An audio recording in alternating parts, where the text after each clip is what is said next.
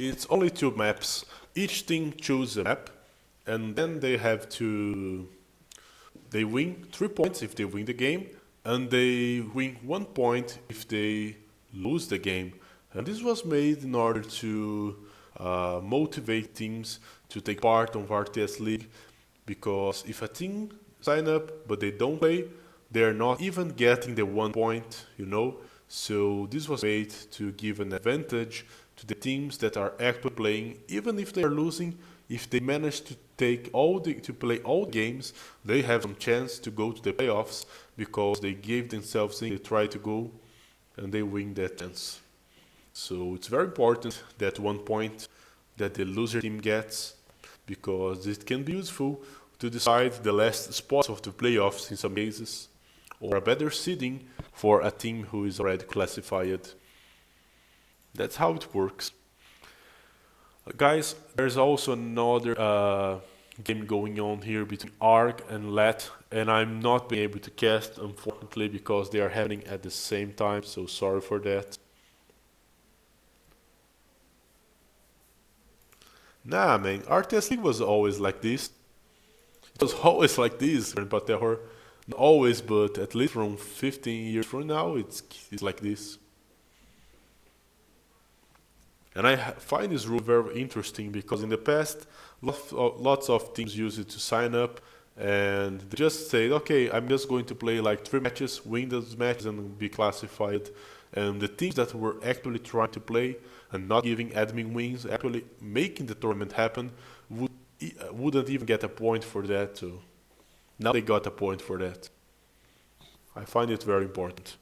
The game is just started, guys, and I'm going to wait for 1.5 minutes until it launches, and we're going to see the second game of RTS League Division 4 between BzK and the Spanish guys from the second team of NHN. Game is about to start. Let's get ready.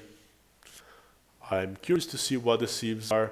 I think that the Burmese and Huns didn't work out so well.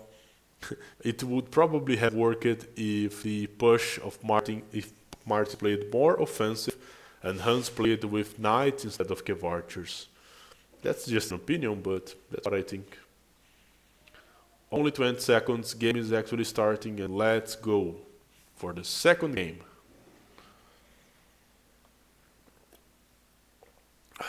Game has started.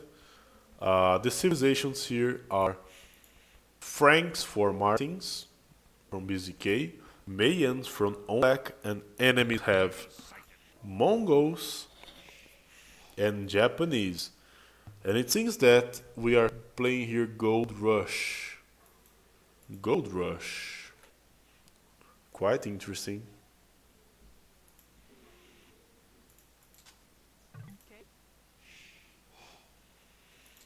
Martins is playing with the Franks. His gold pile is really close to TC, and the middle gold is also close to him. The enemies having the Mongols might be able to go really fast to the feudal age. So I think that this can be a good game for Civs Imperi if they prepare it some strategy to use the speed in their civs. The map from Martins is really hard to wall. That's an almost impossible to defend map, man. Look at this. That's a very bad map for him. He would have to make a square wall around HTC. OnLeKe map is a bit better. He can try to place buildings. It's still a square map, but he only has to get occupied with the front. As for the enemies, I think that the maps for both Lord Chrome here, playing with the gray color, and from the Mongol Civs Imperi are a bit easier to wall. So if those guys are smart enough, they can use this as a big advantage and put up some pressure on the BzK team, like they did on the last game, on the previous game.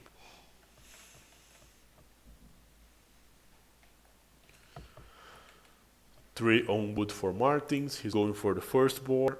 For the Mongol player, he's getting all the views here to the food for now. Getting second board, luring deers, going only now for the wood. 3 villagers on the wood only for the Japanese guy as well. I'm expecting some feudal age action for those guys. Oh fuck. Oh yes, nice. He made the loom on the last second here. Well played. He's trying to lure another deer to the TC.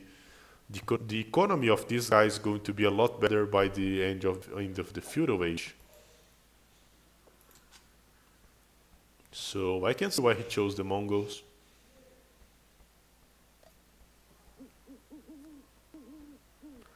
But Martins is stealing some of his ship. There's a mill here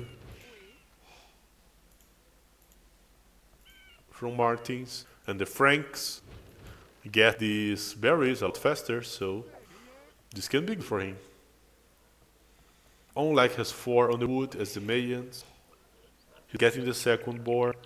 With this map he can go for plumed archers, he can go for regular archers, he can do a lot of things. On the Brazil team, the strategy is quite obvious for me. Martins is the one who's going to play with scouts and cavalry, and OnLeKe is going to play with the ranged units, probably the archers, or maybe we'll try to make a rush here and then go for the archers. But their holes are already decided. As for the other team, I have no idea of what those guys are going to do. Let's take a small look at the achievements, because I want to see how much food the Mongol player got. Look at this, that's amazing. While the enemies from Brazil have both taken 755 food, he took at least 400 more food. So having the Mongol is quite something, especially if you are able to lure. Well done. Let's see what he's going to do with all that food. He's already going up. He's going up. I want to see his economy. Let's take a look. So right now he has more than 200 food banked. And he's probably preparing to go for the scouts. Going back for Martins, who is having the terrible challenge of walling that map. He already started by walling the sides here. That's a small wall, not an optimum one. But it's doing its job. OnLeKe seems to be rushing. He has a barracks here. And the Japanese guy is also rushing and making some walls.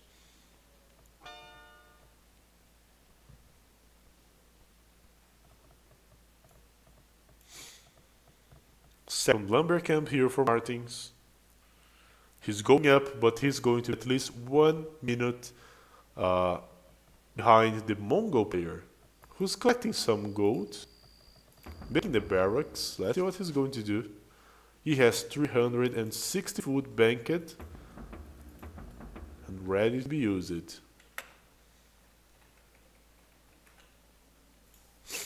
The Japanese guy is fully walled.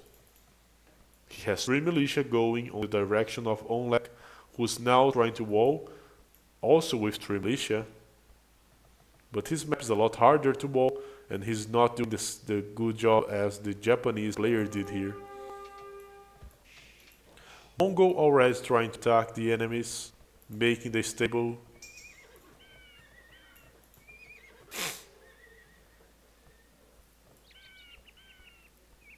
OnLeKe keep walling, sending more views to wall.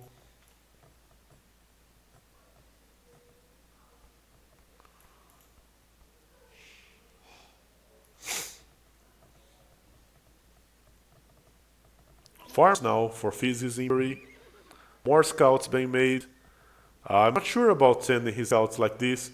They might cross the town center here. And the scouts from Martins are, at least on the first moment, a bit stronger. And if you make a spearman, he can probably defend himself. OnLeKe's doing a big wall here, trying to fully protect himself. The Japanese player is coming with the rush. Let's remind ourselves that he is already walled, collecting more stuff. Mongol player got housed. I do it all the time. And the spearman was able to defend for now and stop the initial push from the Mongol. Drush fight here. Seems better for OnLeKe, he has villager helping and he was able to kill this out.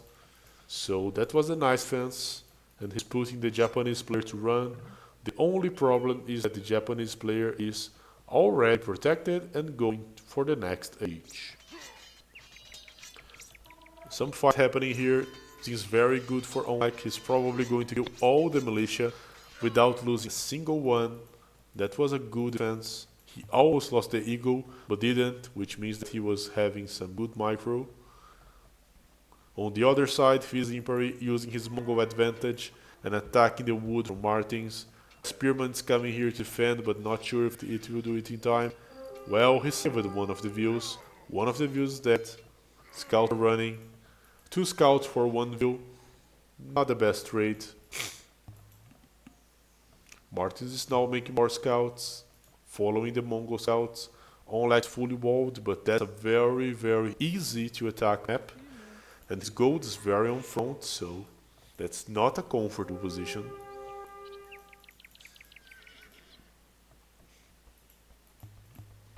Some new houses for the Mongol player. Japanese player is on feudal age. Let's see what he's going to do. Oh fuck, look at this, those villagers are so lazy. He's making an archer range on the front. By the amount of villagers that he has on food, at the time that he went up, he's probably going for a fast castle. Or maybe not, maybe just for archers until now. A lot of scouts for martinhs.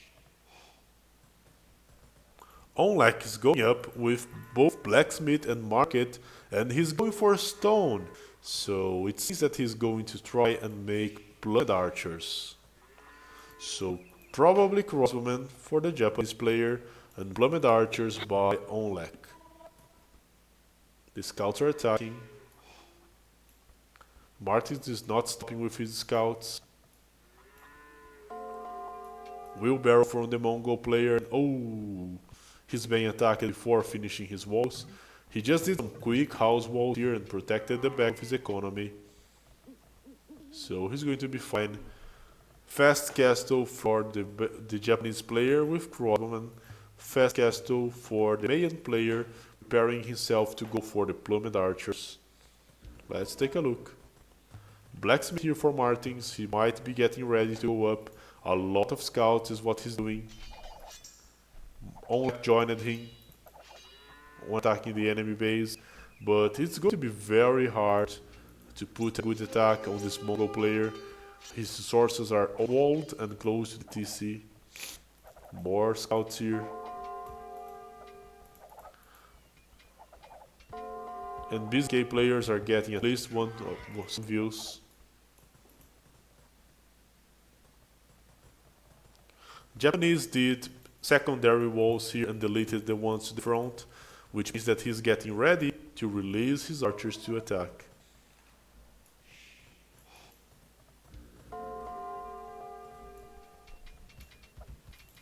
Some nice attack here from martinhs, even killing the mill for the Mongol player, denying him to the gold and some of his farms. OnLeKe now on castle age, starting to make castle a forward one. The Japanese player has +1/+1 archers and is upgrading the crossbowmen. Another TC for OnLeKe here. Interesting game. Second stable by martinhs, who is going up in order to go for knights. He's breaking house wall from the enemy. He tried it, but he failed. Now he's trying to raid more. But there's nothing else to raid. Oh, and that's dangerous. 7 crossbowmen from the Japanese player coming, but now OnLeKe has his castle and he can probably defend his own gold using the castle. Let's take a look. Ooh, nice micro. And the Japanese player avoided the castle arrows. And is turning back and going to attack martinhs. Or no, he's just going around OnLeKe. The Mongol player really has fallen behind after the counter raid from martinhs. The crossmen now are +2/+1 and are going for this very exposed wood here from OnLeKe. If he doesn't move this wood, he's going to lose views.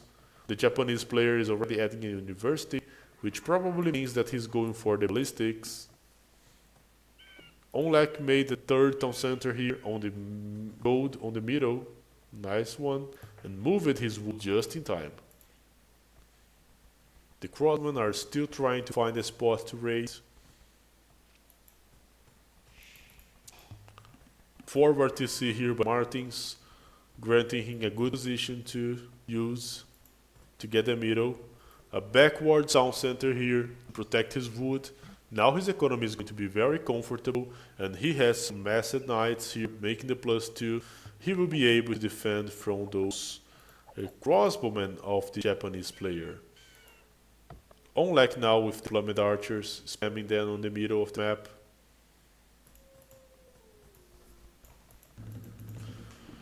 The Mongol player is making a switch for archer ranges. I don't know what he's going to do. Maybe cav archers. That's an option. The Japanese player is making both ballistics and leather archer armor. Oh, but he got in a very bad fight here against the plummet and the scouts +2. And he's losing the first pack of crossbowmen with some nice teamwork from BzK for the first time. BzK seems to be ahead. Militia killing the house, still the same militia from OnLeKe.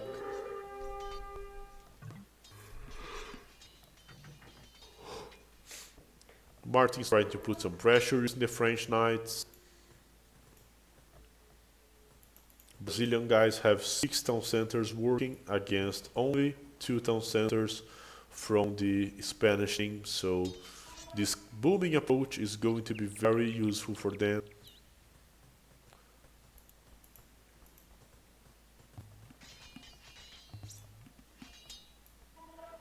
Martin is massing knights, making the wood up.